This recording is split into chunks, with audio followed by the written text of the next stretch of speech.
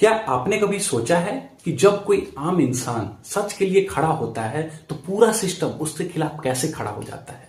पहले उसको बदनाम किया जाता है, फिर उनके खिलाफ नैरेटिव को बनाया जाता है और फिर उसे साम दाम दंड भेद को अपनाकर उसको चुप करा दिया जाता है।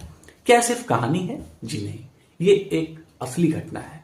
सोनम वांगचुक की लद्दाख का एक छोटा सा गांव अलची से निकले सोनम वांगचुक, जिन्होंने सिस्टम को बदलने की कोशिश की, जिन्होंने सिख मॉल जैसे संगठन बनाया जिसने लद्दाख में शिक्षा व्यवस्था को सुधारा, आइस स्तूपा बनाए जिसने लद्दाख में पानी के संकट को दूर किया, इंडियन आर्मी के लिए हर मौसम में रहने लायक आधुनिक टेंट बनाए, जिसे रेमोन मैगसेसे अवार्ड मिला, जिसे हम एशिया का नोबेल कहते हैं।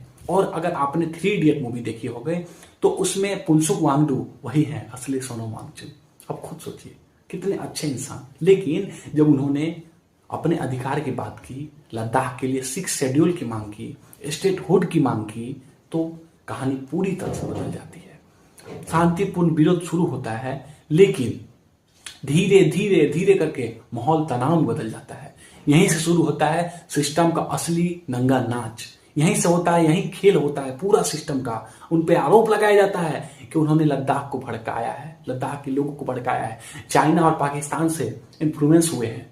सोशल मीडिया पर नैरेटिव बनाया जाता है कि वो पाकिस्तान और चाइना का नैरेटिव फैला रहे हैं। कुछ लोग उन्हें सवाल के घेरे में लाने के लिए कोशिश करते हैं। क्या हर विरोध करने वाला देशद्रोही होता है क्या?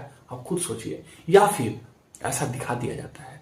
सितंबर 2025 में उन पर एनएसए लगा दिया जाता है, 170 दिन जेल होता है बिना ट्रायल का, और यही दिखाता है कि कैसे प्रशासन एक साथ खड़ा हो जाता है किसी को दबाने के लिए, कैसे एक आवाज को धीरे धीरे करके दबा दिया जाता है, और कैसे सच और आरोप के बीच बस एक धुंधली लाइन हो जाती है। लेकिन कहानी यहीं खत्म नहीं होती है दोस्तों।